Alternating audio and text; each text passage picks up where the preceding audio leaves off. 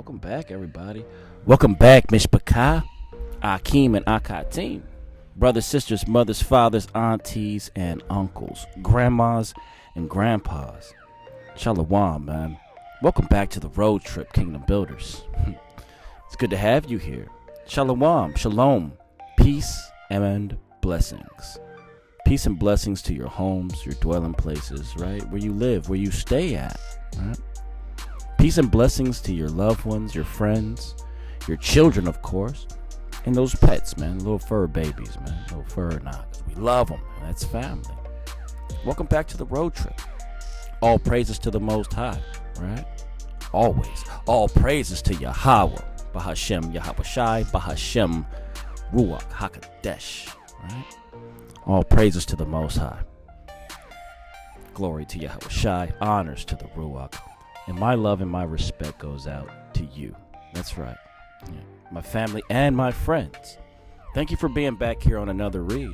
We are back. What are we doing? Huh? What are we up to? You asked that question, right? Well, if not, well, I'm going to tell you. We're back in the works of Flavius Josephus. Yes, we are. The Antiquities of the Yahudim. Or, air quotes. You see me air quoting over here. The Jewish Antiquities. All right. Book number 5. This is a brand new book. Book number 5 containing the interval of 476 years from the death of Moshe to the death of Eli. All right. And we're going to be jumping in straight in, off the rip, jumping straight into chapter 1, how Joshua, right, the commander of the Hebrews, made war with the Canaanites and overcame them and destroyed them and divided their land by lot to the tribes of Yasharallah. That sounds interesting to me. Let's go ahead and dive into that and get some of that. If you have these scrolls available to you, family and friends, and cleavers out there, friends of the family, right? Then please follow along with your Ak, man. Read with your Ak. Participation is always highly advised over here on this road trip, right? We want as many people putting eyes on the scriptures as possible. That's right. That's right.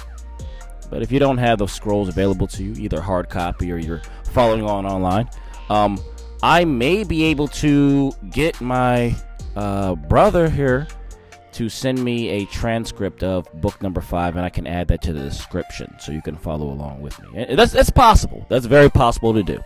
With no further ado, let's get into this, right? Book number 5, chapter 1. Let's get into it. Let's begin.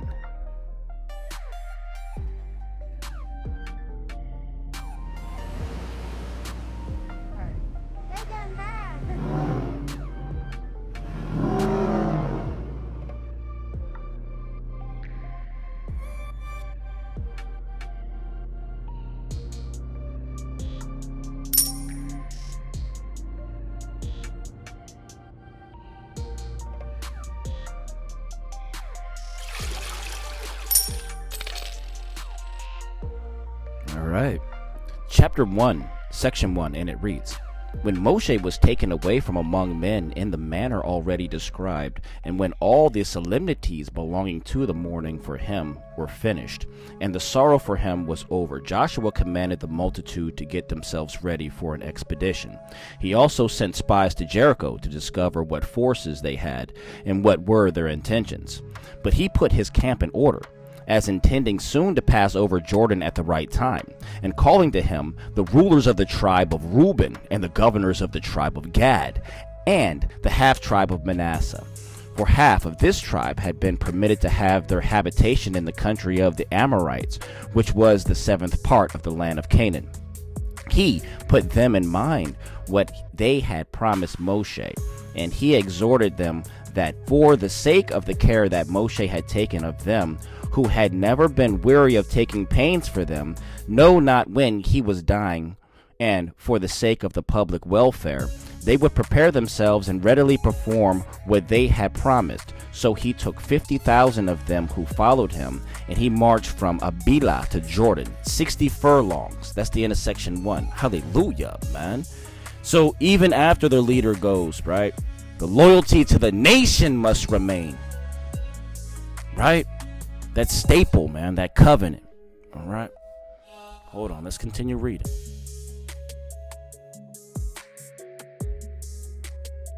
Section 2.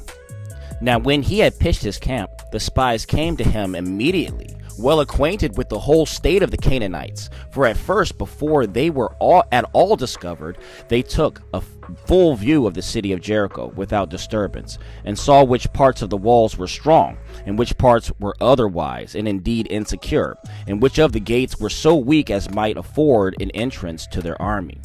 Now those that met them took no notice of them when they saw them, and supposed that they were only strangers who used to be very curious in observing everything in the city, and did not take them for enemies. But at even they retired to a certain inn that was near to the wall, where they went to eat their supper. When they had finished their supper, they were considering how to get away, but information was given to the king as he was at supper that there were some persons come from the Hebrews' camp to view the city as spies, and that they were in the inn kept by Rahab, and were very solicitous, right? And they might not be discovered. So he sent immediately some to find them, and commanded to catch them and bring them to him, that he might examine them by torture and learn what their business was there. He wanted to hurt them, right? As soon as Rahab understood that these messengers were coming, she hid the spies under the stalks of flax, which were laid to dry on the top of her house, and said to the messengers that were sent by the king that certain unknown strangers had dined with her a little before sunset and were gone away, who might easily be taken if they were any terror to the city, or likely to bring any danger to the king. So these messengers, being thus deluded by the woman, and suspecting no trickery, went their ways without so much as searching the inn. But they immediately pursued them along the roads, which they most probably supposed them to have gone, and those particularly which led to the river, but could hear no tidings of them. So they left off the pains of any further pursuit.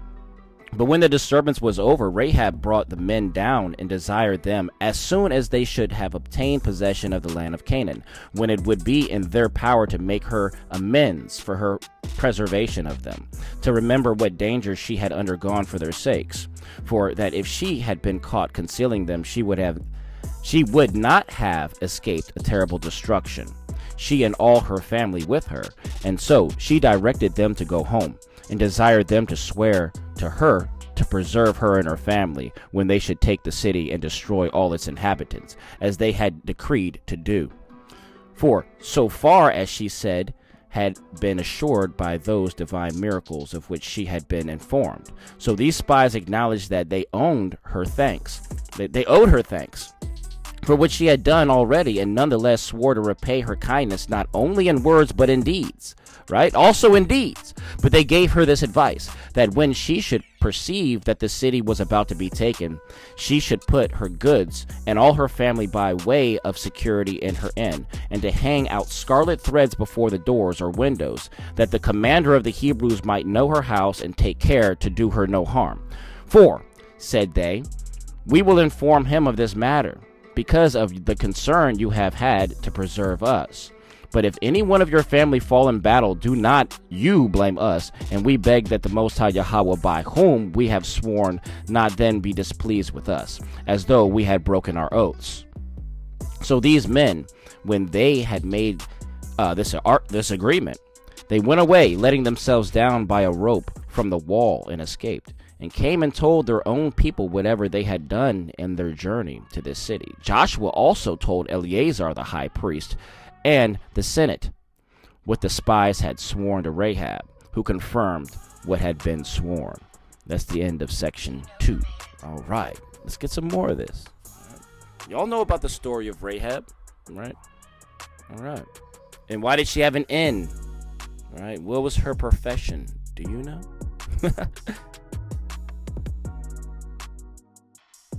Section 3, and it reads, Now while Joshua, right, or Yahshua, the commander, was in fear about their passing over Jordan, for the river ran with a strong current, and could not be passed over with bridges, for there never had been bridges laid over it as yet. And while he suspected that if he should attempt to make a bridge, that their enemies would not afford him time to finish it, and for ferry boats they had none.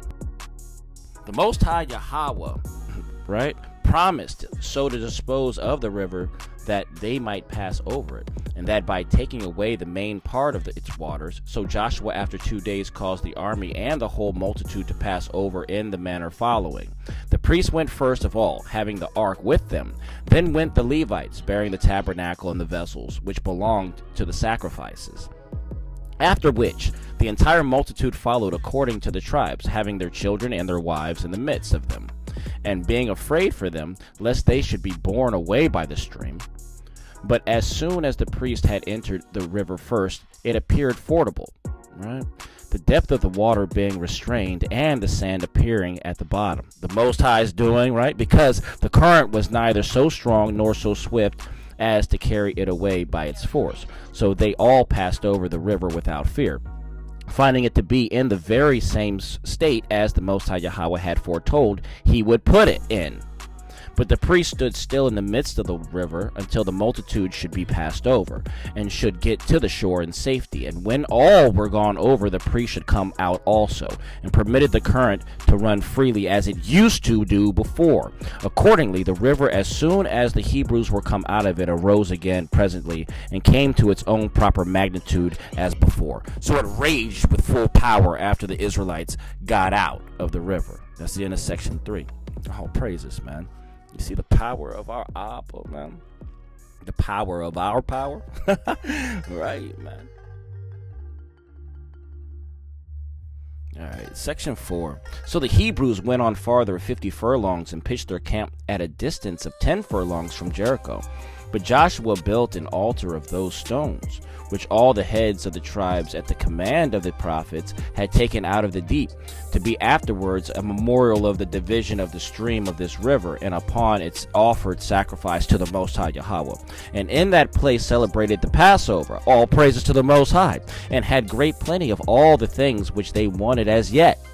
For they reaped the grain of the Canaanites, which was now ripe, and took other things as spoils. For then it was that their former food, which was manna, and of which they had eaten 40 years, failed them. So, hey, man, we're in new lands with all these fruits.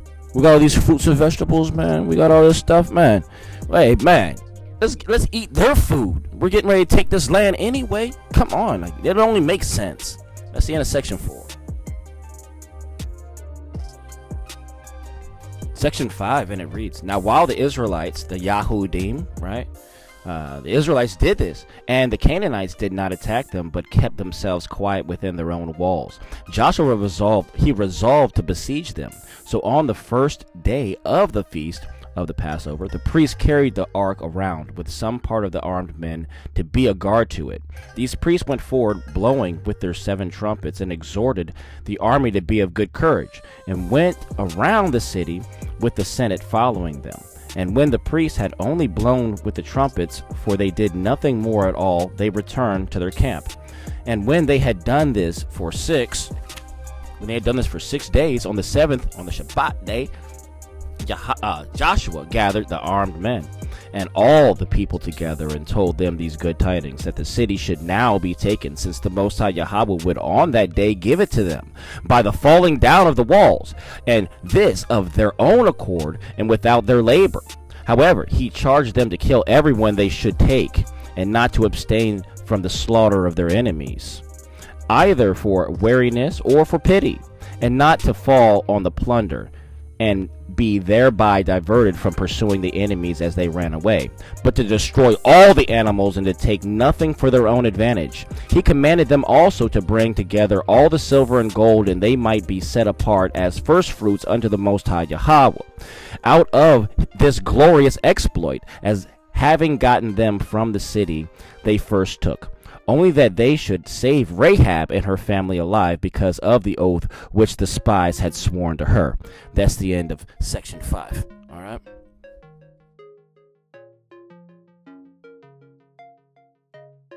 Section 6, and it reads, When he had said this, and had set his army in order, he brought it against the city. So they went round the city again, the ark going before them, and the priests encouraging the people to be zealous in the work. And when they had gone round it 7 times, and stood still a little, the wall fell down when they had a shout, right? While no instruments of war nor any other force was applied to it by the Hebrews. That's the end of section 6. Okay, section 7. So they entered into Jericho and killed all the men that were therein, while they were frightened at the surprising overthrow of the walls, and their courage was become useless, and they were not able to defend themselves. So they were killed, and their throats cut, some in the ways, and others as caught in their houses. So in the streets and in their homes. Nothing afforded them assistance, but they all perished, even to the women and the children. And the city was filled with dead bodies, and not one person escaped. They also burned the whole city and the country about it. But they saved alive Rahab with her family, who had fled to her inn. And when she was brought to him, Joshua owned to her that they owed her thanks for her preservation of the spies. So he said that he would not appear less than she in his kindness to her. Whereupon he gave her certain lands immediately, and had her in great esteem, even ever afterwards. So he took care of her and let her part of the nation of Yasharallah. Even though she wasn't, she lived amongst the nation, which means that she dwelt with our people. Right? That's grace and mercy. All praises. All right. Section 8. And if any part of the city escaped the fire, he overthrew it from the foundation, and he pronounced a curse against its inhabitants. If any should desire to rebuild it, how upon his laying the foundation of the walls he should be deprived of his eldest son, and upon finishing it he should lose his youngest son.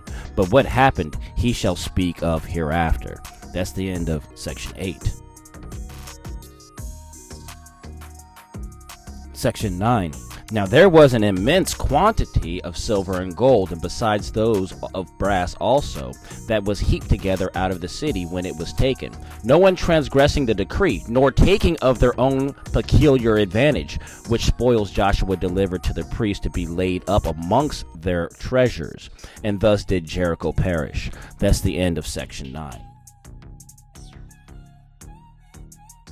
Section 10, and it reads, But there was one, Achar, the son of Charmai, the son of Zebedias, Zabdi of the tribe of Judah, who, finding a royal garment woven entirely of gold, and a piece of gold that weighed 200 shekels, and thinking it very hard case that what spoils he by running some hazard had found, he must give away, and offered it to the Most High, who stood in no need of it, while he that wanted it must go without it, made a deep ditch in his own tent, and laid them up therein, as supposing he should not only be concealed from his fellow soldiers, but from the Most High himself also.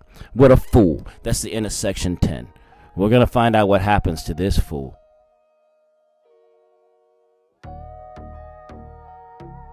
Section 11. What happens to him? And it reads, Now the place where Joshua pitched his camp was called Gilgal, which denotes liberty. For since now they had passed over Jordan, they looked on themselves as freed from the miseries which they had undergone from the Egyptians and in the wilderness. That's the end of section 11. Section 12 reads, Now a few days after the calamity that befell Jericho, Joshua sent 3,000 armed men to take Ai, or Ai, right? A city situated above Jericho. But upon the sight of the people of Ai by themselves, they were driven back and lost 36 of their men. When this was told of the Israelites, right, the Yahudim, it made them very sad and exceedingly disconsolate. Not so much because of the relation of the men that were destroyed bore to them, though those that were destroyed were all good men, and deserved their esteem, as by their despair and occasion, for while they believed that they were already in effect in possession of the land, and should bring back the army out of the battles without loss, as the Most High Yahweh had promised beforehand, they now saw unexpectedly their enemies bold with success. So they put sackcloth over their garments, and continued in tears and lamentation all the day, without the least inquiry after food, but laid what had happened greatly to heart. That's the end of section 12. All right. 13. When Joshua saw the army of so much afflicted and possessed with forebodings of evil as to their whole expedition, he used freedom with the Most High, right? And said, "We are not come thus far out of any rashness of our own, as though we thought ourselves able to subdue this land with our own weapons, but at the instigation of Moshe, your servant, for this purpose, because you have promised us by many signs that you would give us this land for a possession, and that you would make our army always superior in war to our enemies. And accordingly, some success has already attended upon us agreeably to your promises. But because we have now unexpectedly been foiled, and have lost some men out of our army, we are grieved at it, as fearing what you have promised us and what Moshe foretold us cannot be depended on by us, and our future expectation troubles. Our future expectation troubles us the more, because we have met with such a disaster in this our first attempt. But do you, O Adonai, free us from these suspicions, for you are able to find a cure for these disorders, by giving us victory, which will both take away the grief we are in at the present and prevent our distrust as to what is to come in the future." Abba. That's the end of section 13. Selah. That's right, fam. That's right. All right, man. Section 14.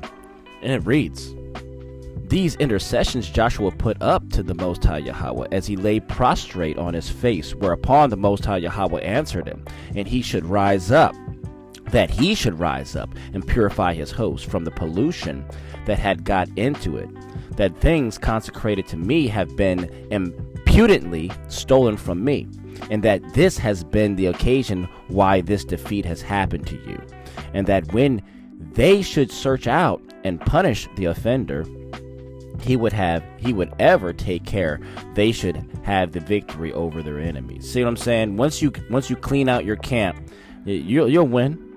This Joshua told the people, in calling for Eleazar the high priest and the men in authority, he cast lots, tribe by tribe, and when the lot showed that this wicked action was done by one of the tribe of Judah, then he again proposed the lot to the several families thereunto belonging.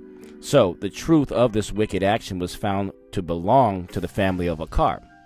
And when the inquiry was made man by man, they took Akar, who upon the Most High's reducing him to a terrible extremity, could not deny the fact. So he confessed the theft, and produced what he had taken in the midst of them, whereupon he was immediately put to death, and attained no more than to be buried in the night in a disgraceful manner, and such as was suitable to a condemned criminal. Right? And they didn't just kill him though. They killed a lot of people that belonged to him too. Right? So he made a choice for his children and his wife and everybody that he was close to in his little circle. That's the end of section 14. Section 15. When Joshua had thus purified the host, he led them against Ai, and having by night laid an ambush around the city, he attacked the enemies as soon as it was day. But as they advanced boldly against the Israelites, because of their former victory, he made them believe he retired, and by that means drew them a great way from the city, and still supposing that they were pursuing their enemies, and despised them, as though the case had been the same with that day in former battle. After which Joshua ordered his forces to turn about and place them against their front. He then made the signals agreed upon to those that laid in ambush, and so excited them to fight. So they ran suddenly into the city, the inhabitants being upon the walls, and others of them being in perplexity, and coming to see those that were without the gates. Accordingly, these men took the city and killed all that they met with. But Joshua forced those that came against him to come to a close fight, and defeated them, and made them run away. And when they were driven towards the city and thought it had not been touched, as soon as they saw it was taken and perceived it was burned, with their wives and children, they wandered about in the fields in a scattered condition, and were no way able to defend themselves, because they had none to support them. Now when this calamity was come upon the men of Ai, there were a great number of children and women and servants, and an immense quantity of other goods. The Hebrews also took herds of cattle and great deal of money, for this was a rich country. So when Joshua came to Gilgal, he divided all of these spoils among the soldiers. That's the end of section 15. Cool, man.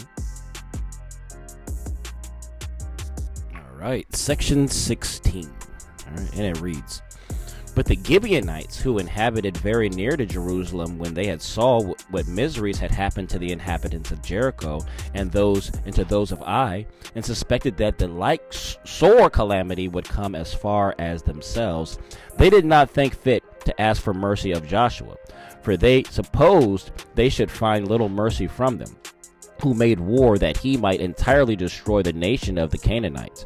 But they invited the people of Kephirah and Kiriath Jearim, who were their neighbors, to join in league with them, and told them that neither could they themselves avoid the danger they were all in, if the Israelites should attack them and seize upon them.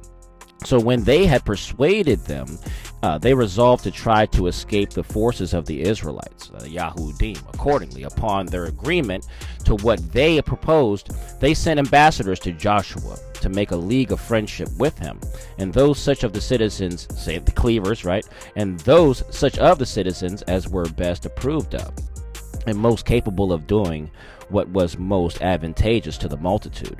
Now these ambassadors thought it dangerous to confess themselves to be Canaanites, but thought they might by this contrivance avoid the danger, namely by saying that they bore no relation to the Canaanites at all, but dwelt at a very great distance from them. And they said further that they came a long way on account of the reputation he had gained for his virtue, and as a mark of the truth of what they said, they showed him the habit they were in, for that their clothes were new when they came out, but were greatly worn by the length of time they had been on their journey. For indeed, they took torn garments. They took torn garments on purpose, that they might make them believe so. So they're trying to look like they've been, journeying a long way. They're playing mind games, right? They're right around the corner, man. All right, let's continue reading. So they stood in the midst of the people and said that they were sent by the people of Gibeon and of the surrounding cities, which were very remote from the land where they were, to make such a league of friendship with them, and this on such conditions as were customary among the forefathers. For when they understood that, by the favor of the Most High Yahweh and his gift to them, they were to have the possession of the land of Canaan bestowed upon them, they said that they were very glad to hear it, and desired to be admitted into the number of their citizens. Thus did these ambassadors speak, and showing them the marks of their long journey, they entreated the Hebrews to make a league of friendship with them. Accordingly, Joshua, believing what they said, that they were not of the nation of the Canaanites, entered into friendship with them. And Eleazar the high priest with them, with the Senate, swore to them that they would esteem them their friends and associates, and would attempt nothing that should be unfair against them. The multitude also assenting to the oaths that were made to them. So these men, having obtained what they desired by deceiving the Israelites, went home. But when Joshua led his army to the country at the bottom of the mountains of this part of Canaan, he understood that the Gibeonites dwelt not far from Jerusalem, and that they were of the stock of the Canaanites. So he sent for the governors and reproached them with the cheat they had put upon him. But they alleged on their own behalf that they had no other way to save themselves but that, and were therefore forced to have recourse to it. So he called for Eleazar the high priest and for the Senate, who thought it right to make them public servants, that they might not break the oath they had made to them, and they ordained them to be so. And this was the method by which these men found safety and security under the calamity that was ready to overtake them. That's the end of section 16. All right. Section 17, and it reads, "But the king of Jerusalem took it to heart that the Gibeonites had gone over to Joshua, so he called upon the kings of the neighboring nations to join together and make war against them. Now when the Gibeonites saw these kings, which were four beside the king of Jerusalem, and perceived that they had pitched their camp at a certain fountain not far from their city, and were getting ready for the siege of it, they called upon Joshua to assist them. For such was their case, as to expect to be destroyed by these Canaanites, but to suppose they should be saved by those that came for the destruction of the Canaanites, because of the league of their friendship that was between them. Accordingly, Joshua hurried with his whole army to assist them, and marching day and night, in the morning he fell upon the enemies as they were going up to the siege. And when he had defeated them, he followed them and pursued them down the descent of the hills, and placed the place is called Beth Horon, where he also understood that the Most High Yahweh assisted him, which he declared by thunder and thunderbolts, as also by the falling of hail larger than usual. Moreover, it happened that the day was lengthened, that the night might not come on too soon, and be an obstruction to the zeal of the Hebrews in pursuing their enemies, insomuch that Joshua took the kings, who were hidden in the certain cave at Mekkedah, and put them to death. Now that the day was lengthened at that time, and was longer than ordinary, is expressed in the books laid up in the temple, in the scrolls." That's the end of section 17. Section 18. "These kings which made war with and were ready to fight the Gibeonites made thus overthrown. Joshua returned again to the mountainous parts of Canaan, and when he had made a great slaughter of the people there, he took their spoils and came to the camp of Gilgal. And now there went a great fame abroad amongst the neighboring people of the courage of the Hebrews. And those that heard what a number of men were destroyed were greatly frightened at it. So the kings that lived about Mount Libanus, who were Canaanites, and those Canaanites that dwelt in the plain country, with reinforcements out of the land of the Philistines, pitched their camp at Beroth, a city of the upper Galilee, not far from Kadesh, which is itself also a place in Galilee. Now the number of the whole army was 300,000 armed footmen, and 10,000 horsemen, and 20,000 chariots, so that the multitude of the enemies frightened both Joshua himself and the Yahudim, the Israelites. And they, instead of being full, right, Yasharallah, and they, instead of being full of hopes of good success, were superstitiously fearful, stricken with great terror. Whereupon the Most High Yahweh upbraided them with the fear they were in, and asked them whether they desired a greater help than he could afford them, and promised them that they should overcome their enemies, and nonetheless charged them to make their enemies' horses useless and to burn their chariots.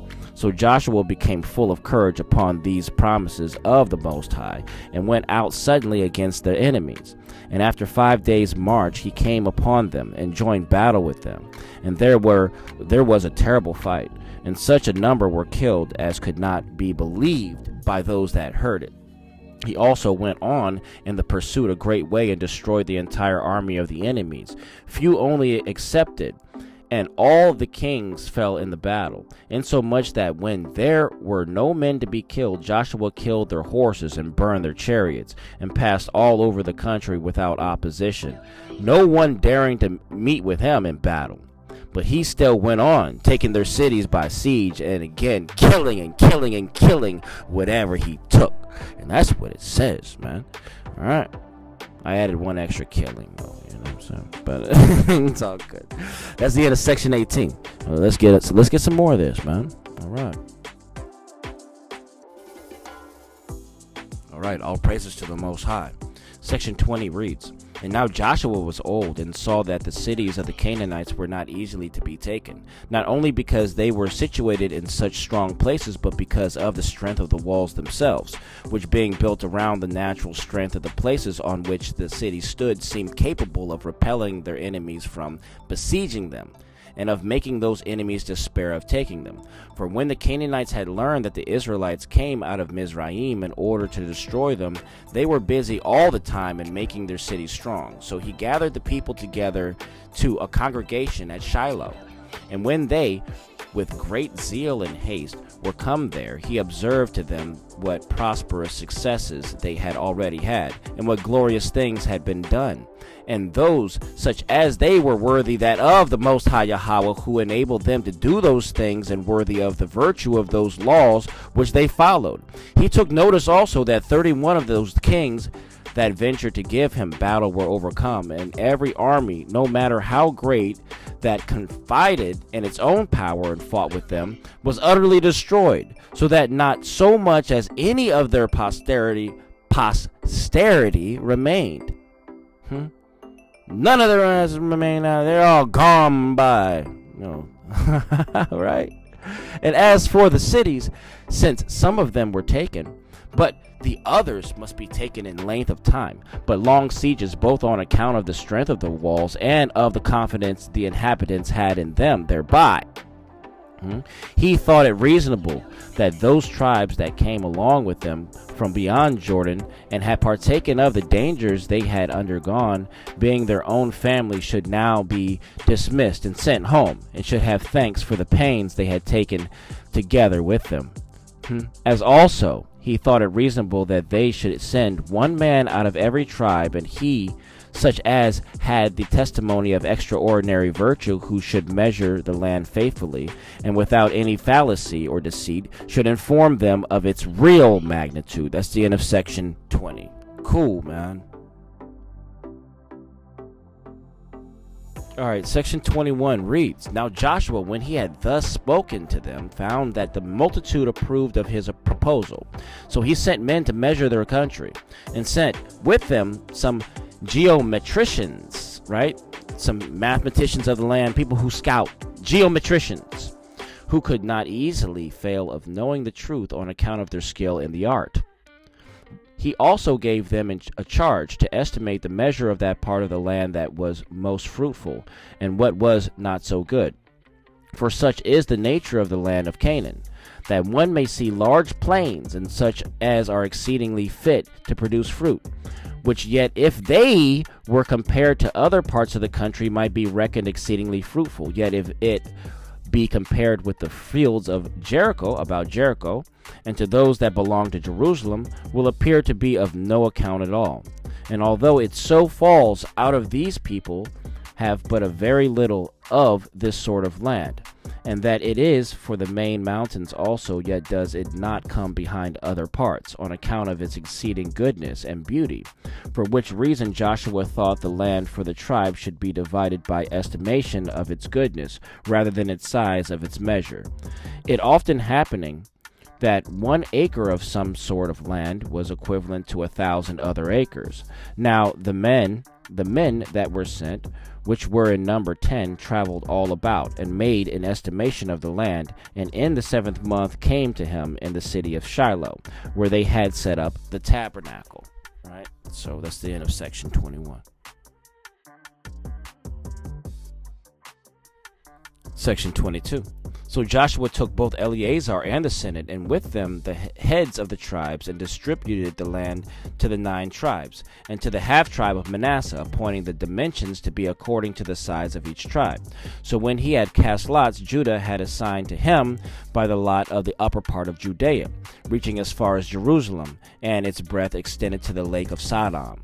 Now in the lot of this tribe there were the cities of Ashkelon and Gaza, and the lot of Simeon, which was the second, included that part of Idumea, which bordered upon Mizraim and Arabia.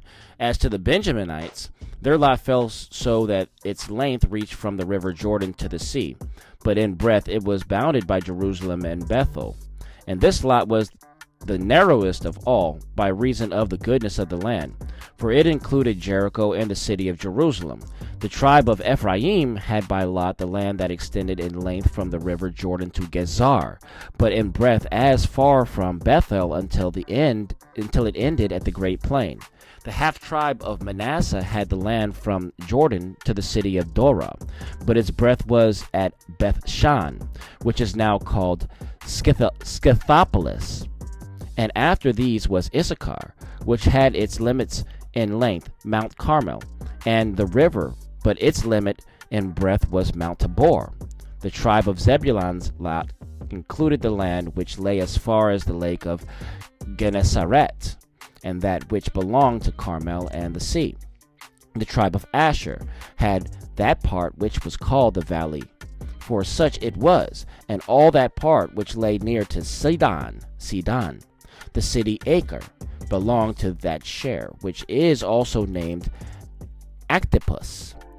The Naphtalites received the eastern parts, as far as the city of Damascus, right? That's Syria, right? And the upper Galilee, unto Mount Libanus, and the fountains of Jordan, which rise out of the mountain, that is, out of that part of it, whose limits belonging to the neighboring city of Acre. The Danites' lot included all that part of the valley which respects the sun setting, and were bounded by Azotus, Ashdod, and Dora, right? Azotus is basically Ashdod. They're just using a different Greek or a Roman name. Ashdod and Dora. As also they had all Jemniah and Gath, from Ekron to the mountain where the tribe of Judah begins. Yahudah begins. That's the end of section 22. All praises, man. Selah.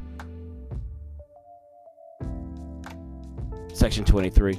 After this manner did Joshua divide the 6 nations that bear the name of the sons of Canaan, with their land to be possessed by the 9 tribes and a half. For Moshe had prevented him, and had already distributed the land of the Amorites, which itself was so called also from one of the sons of Canaan, to the 2 tribes and a half, as we have shown already. But the parts about Sidon, as also those that belong to the Akrites, and the Amathites, and the Ardenians, were not yet regularly disposed of. That's the end of section 23. And 24 reads, But now was Joshua hindered by his age from executing what he intended to do, as did those that succeeded him in the government take little care of what was for the advantage of the public.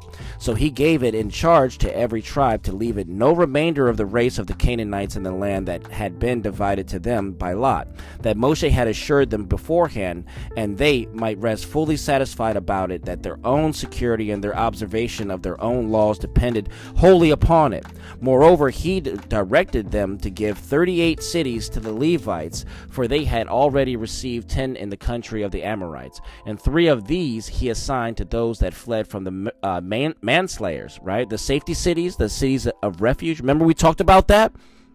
Let's continue. Who were to inhabit there? For he was very solicitous that nothing should be neglected which Moshe had ordained. These cities were of the tribe of Judah, Hebron, and of Ephraim, Shechem, and of Naphtali, Kadesh, which is a place of the upper Galilee.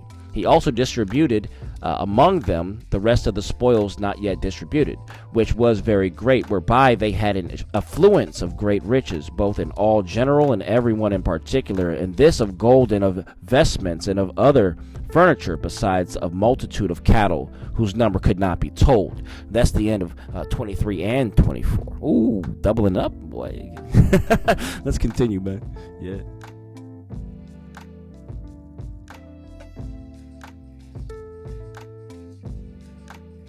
Okay, section 25.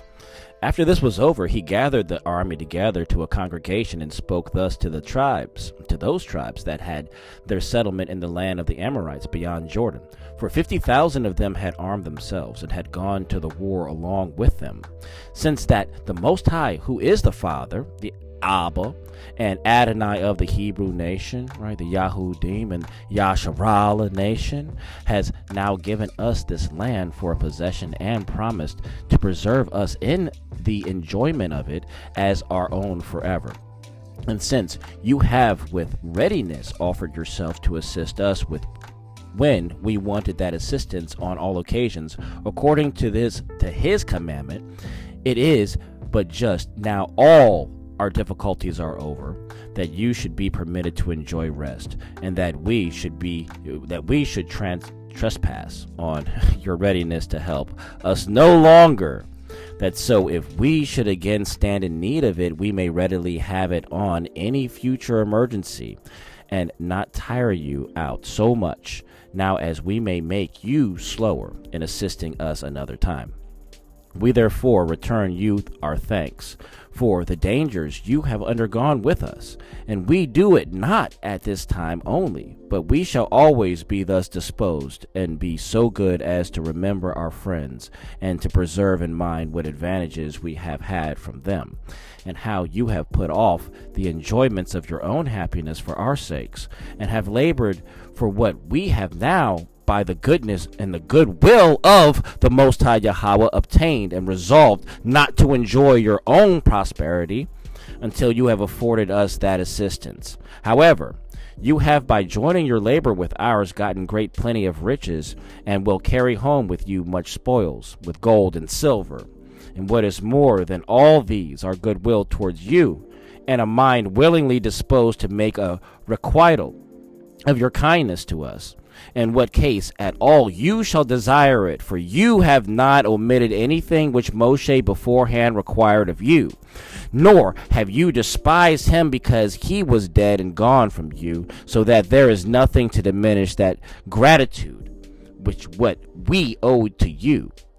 We therefore dismiss you joyful to your own inheritances, and we entreat you to suppose that there is no limit to be set to the intimate relation that is between us, and that you will not imagine, because this river is interposed between us, that you are of a different race from us, and not Hebrews. For we are all of the posterity of Abraham, because we that inhabit here, and you that inhabit there, and it is the same Elohim, the same Elohim that brought our forefathers and yours into the world, who worship and form of government we all and we are to take care of, which he has ordained and are most carefully to observe, because while you continue in those laws, the Most High Yahweh will also show himself merciful in assisting to you.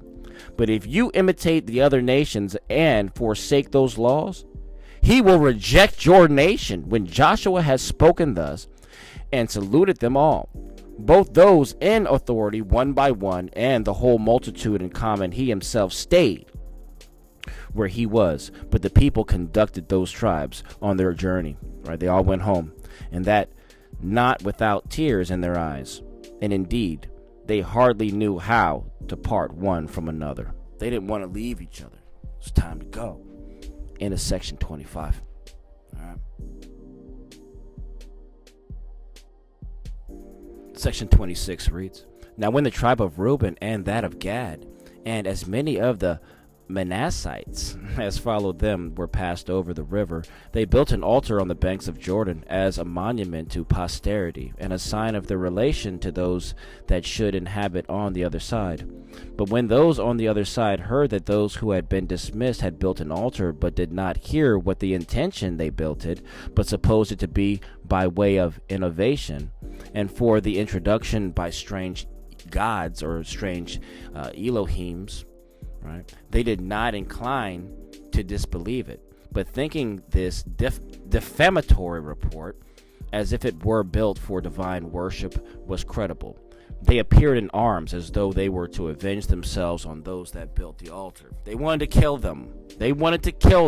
And they were about to pass over the river and to punish them for their subversion of the laws of their country, for they did not think it fit to respect them on account of their family, or the dignity of those that had given the occasion, but to respect the will of the Most High Yahweh, and the manner wherein he desired to be worshipped. So these men put themselves in array for war. But Joshua and Eleazar the high priest and the Senate restrained them, and persuaded them first to make trial by words of the intention, and afterwards, if they found that their intention was evil, then only to proceed to make war upon them. Accordingly, they sent as ambassadors to them Phinehas, the son of Eleazar, and 10 more persons that were in esteem among the Hebrews, to learn of them what was in the mind, when, upon passing over the river, they had built an altar upon its banks. And as soon as these ambassadors were passed over and were come to them, and a congregation was assembled, Phinehas stood up and said said that the offense they had been guilty of was too heinous nature to be punished by words alone, or by them only to be amended for the future, yet that they did not so look at the heinousness of the transgression as to have recourse to arms, and to a battle for the punishment immediately, but that on account of their family and the probability there was that they might be reclaimed, they took this method of sending in delegation to them, that when we have learned the true reasons by which you have been moved to build this altar, we may neither seem to have been too rash in assaulting you by our weapons of war, if it prove that you made the altar for justifiable reasons, and may the justly punish you if the accusation prove true. For we can hardly suppose that you, who have been acquainted with the will of the Most High Yahweh, have been the hearers of those laws in which He Himself has given us. Now you are separated from us and gone to the patrimony of yours, which you, through the grace of the Most High and the providence which He exercises over you, have ordained by lot, can forget Him and can leave that ark and that altar which is peculiar to us, and can introduce strange gods and imitate the wicked practices of the Canaanites. Now this will appear to have been a small crime if you repent now and proceed no further in your madness, but pay a due reverence to and keep in mind the laws of your country. But if you persist in your sins, we will not grudge our pains to preserve our laws, but we will pass over Jordan and defend them, and defend Yahweh also, and shall esteem of you as of men no way differing from the Canaanites, right? So we're going to kill you, but shall destroy you in the like manner as we destroyed them. For do not you imagine that because you are got over the river, you are got out of the reach of the Most High Yahweh's power, You are everywhere in places that belong to Him, and impossible it is to overrun His power and the punishment He will bring on men thereby. But if you think that your settlements here will be any obstruction to your conversation to what is good, nothing need hinder us from dividing the land anew and leaving this old land to be for the feeding of sheep. But you will do well to return to your duty and to leave off these new crimes. And we beg you, by your children and wives, not to force us to punish you.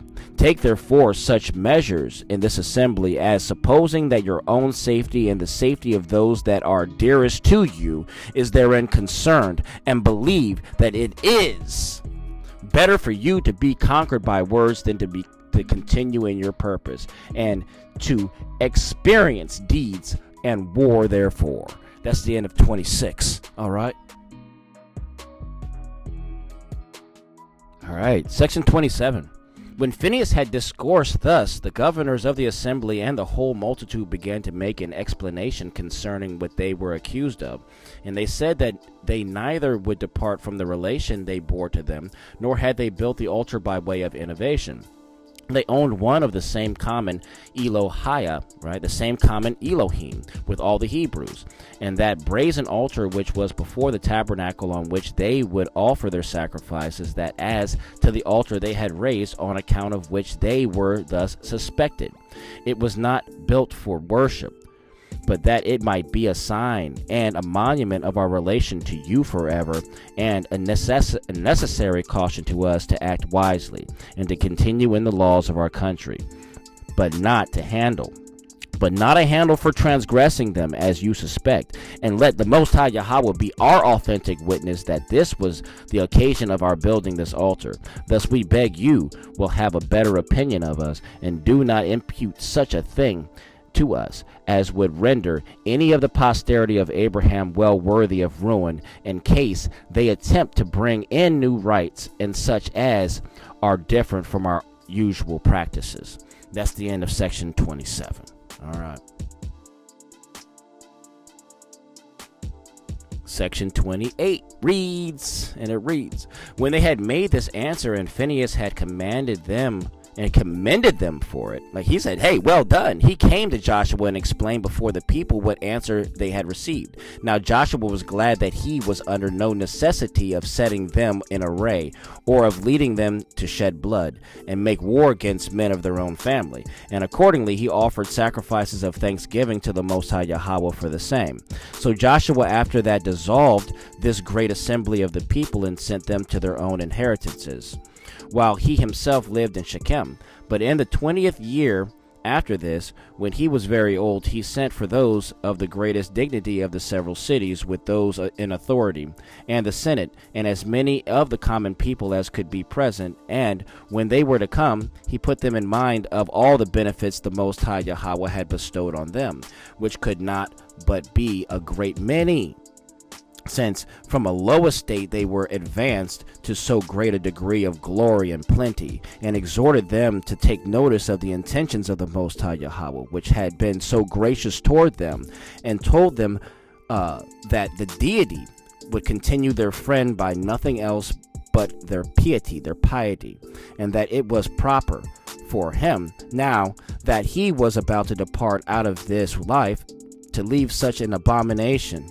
Salake, to leave such an admonition. Big difference there. That's a big difference between those two words. To leave such an admonition to them. And he desired that they would keep in memory this his exhortation to them. Like he wanted them to keep like some good like ups, right?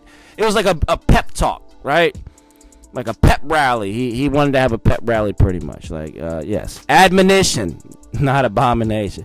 Big difference. Salake, my tongue slipped on that one. Let's continue reading on 29. All right, let's get some more of this. Yup. All right, man. Section 29 is the last section here before there's some notes, and we'll read the notes before we finish up. All right. All praises to the Most High. Section 29, and it reads, so Joshua, when he had thus discoursed to them, died, having lived 110 years, 40 of which he lived with Moshe, in order to learn what might be for his advantage afterwards.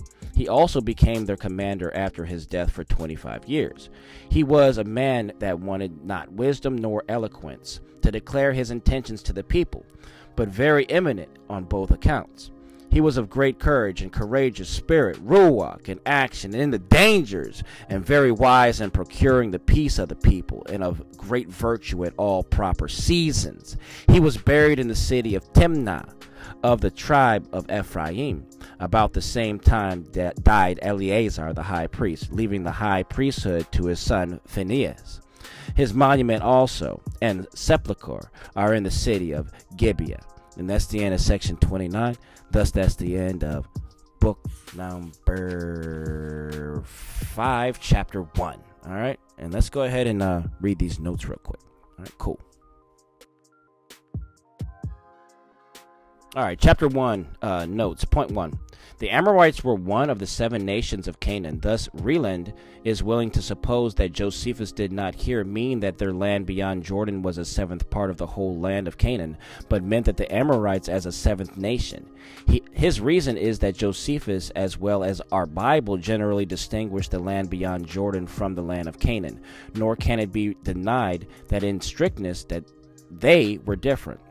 Yet after 2 tribes and a half of the 12 tribes came to inherit it, it might in a general way, although altogether, be well included under the land of Canaan, or Palestine, or Judea, or which we have a clear example here before us in Josephus, whose words evidently imply that taking the whole land of Canaan, or that inhabited by all the 12 tribes together, and parting it into 7 parts, the part beyond Jordan was the quantity of ground 1/7 part of the whole, and this well enough agrees that Reland's own map of the country, although this land beyond Jordan was so peculiarly fruitful and good for pasturage, as the 2 tribes and a half took notice.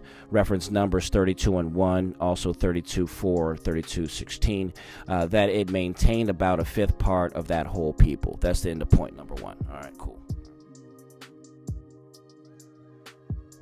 Point number 2, it plainly appears by the history of these spies and the innkeeper Rahab's deception of the king of Jericho's messengers by telling them what was false in order to save the lives of the spies, and yet the great commendation of her faith and good works in the New Testament, reference Hebrews 11 and 31, also reference James 2 and 25, as well as by many other parallel examples, both in the Old Testament and in the Josephus, right? I mean, you can also see some other things too in extra biblical works, extra canonical works, that the best men did not then scruple to deceive those public enemies who might justly be destroyed, and also might deceive ill men in order to save life and deliver themselves from the tyranny of their unjust oppressors, and this by telling direct falsehoods. I mean, all this where no oath was demanded of them, otherwise they never dare venture on such a procedure. Nor was Josephus himself of any other opinion or practice. I shall remark in the note on Antiquities, that is Antiquities 9, 4, and 3, and observe that I still call this woman Rahab an innkeeper, not a harlot. Right, the whole history, both in our copies and especially in Josephus, implying no more. It was indeed so frequent a thing that women who were innkeepers were also harlots, and that was largely true, though, or maintainers of harlots. Right, it's a cat house. That the word commonly used for real harlots was usually given them. See Dr. Bernard's notes here and reference Judges 11 and 1 and Antiquities 5, 7, and 8. That's the end of point number 2. Eat the meat, spit out the bones. You know what I'm saying? A lot of these notes were written by 83, who wrote the book, but they stole the scrolls. One thing that is true is because we've taken the originals and we've lined it up with this, and meaning me and one of my brothers, we lined this up. And word for word, it's the original. Now the notes, though, are to be debatable. Okay.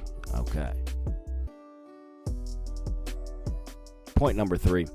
Upon occasion of the devoting of Jericho to the destruction and the exemplary punishment of Achar, who broke the cherem or anathema, and of the punishment of the future breaker of it, Hail, reference 1 Kings 16 and 34, as also of the punishment of Saul for breaking the like cherem or anathema against the Amalekites, reference 1 Samuel 15. Meaning, when you plunder, you collect the gold for the good things, so we can make things for the priests, but you don't take stuff for yourself. That is the cherem, the anathema. That's the rule. Reference 1 Samuel 15. We may observe what was the true meaning of that law. Leviticus 27 and 28. None devoted, which shall be devoted of men, shall be redeemed, but shall surely be put to death, i.e., whenever any of the Yahudim public enemies had been, for their wickedness, solemnly devoted to destruction according to the divine command, as were generally the 7 wicked nations of Canaan, and those sinners, the Amalekites, reference 1 Samuel 15:18, it was utterly unlawful to permit those enemies to be redeemed, but they were to be all utterly destroyed. See also Numbers 22, 2 through 3. That's the end of point number 3. Point number 4. That the name of this chief was not Achan, as in the common copies, but Achar, as here in Josephus and in the Apostolical Constitutions, book number 7, chapter 2, and elsewhere, is evident by the allusion to the name in the curse of Joshua. Why have you troubled us? The Adonai shall trouble you, where the Hebrew word alludes only to the name Achor, but not to Achan. Accordingly, this valley of Achar, or Achor, was and is a known place, a little north of Gilgal, so called from the days of Joshua until this day. See Joshua 7 and 26, also Isaiah 65 and 10, also Hosea 2 and 15, and Bernard's notes here. That's the end of point number 4. Point number 5 and 6. Here, Dr. Bernard very justly observes that a few words are dropped out of Josephus's copies on account of the repetition of the word shekels, and that it ought to be read thus: a piece of gold that weighed 50 shekels, and one of silver that weighed 200 shekels, as in our other copies. Reference Joshua 7 and 21. Point 6. I agree here with Dr. Bernard and approve of Josephus's interpretation of Gilgal for liberty. See Joshua 5 and 9. All right, let's read point number 7, 8, and 9, and then we're going to finish up chapter 1 and the notes. All right. Point number 7. Whether this lengthening of the day by the standing still of the sun and moon were physical and real, it was by the miraculous stoppage of the diurnal motion of the earth for about half a revolution, or whether only apparent by aerial phosphori, imitating the sun and moon as stationary so long, while clouds and the night hid the real ones, and this perihelion or mock sun affording sufficient light for Joshua's pursuit and complete victory, which aerial phosphori and other shapes have been more than ordinarily common of late years, cannot now be determined. Philosophers and astronomers will naturally incline to this latter hypothesis. In the meantime, the fact itself was mentioned in the book of Jasher, now lost, Joshua 10 and 13, and is confirmed by Isaiah 28 and 21, Habakkuk 3 and 11, and by the son of Sirach 46 and 4. In the 18th Psalm of Solomon, verse 12, it is also said of the luminaries, with relation, no doubt, to this and the other miraculous standing still and going back in the days of Joshua and Hezekiah. They have not wandered from the day that he created them. They have not forsaken their way from ancient generations, unless it were when the Most High Yahweh directed them so to do by the command of his servants. See authentic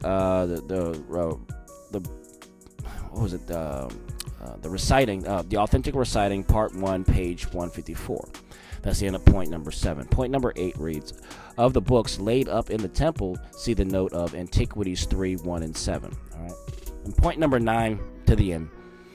Since not only Procopius and Suidas, but the earlier author Moshe Koreninius, pages 22 through page 52 through 53, Salake and Salake, and perhaps from his original author Mariba Katina, one as old as Alexander the Great, sets down the famous inscription at Tangier concerning the old Canaanites driven out from Palestine by Joshua. Take it here in that author's own words. We are those exiles that were governors of the Canaanites, but have been driven away by Joshua the robber, and are come to inhabit here. See that note there. Nor is it unworthy of our notice what Moshe Korenenas adds in page 53. And this upon the diligent examination, that one of those eminent men among the Canaanites came at the same time into Armenia and founded the Genthunian family or tribe, and that this was confirmed by the manners of the same family or tribe as being like those of the Canaanites. And that's the end of all the points right there. That's the end of the notes. Thus, that's the end of chapter 1. All right, cool. The water family, the water Mishpachah and friends of the family and cleavers and all you good people out there, right? Shalawam, man. All praise to the Most High. Thank you for being here on this Reading Kingdom Builders, Road Trippers, Akim and Akatim, right? My brothers and my sisters, my mothers, fathers, aunties and uncles, grandmas and grandpas, everybody in the house, in-laws. Man, all praise to the Most High. And I just hope that everyone got something out of that, you know. And just even the points. It's just some information. And if something you might want to dig up and check it out yourself, right? All praises to the Most High. We're building the kingdom builders. There's a lot of things in the pipeline right now, and we should all be very excited for what's coming up very, very soon, all right? And it's very road trip appropriate that while you're traveling up and down the roads, please be safe out there, especially if you got those little kiddies in the car and you're traveling, right? You don't ever need to be in a rush.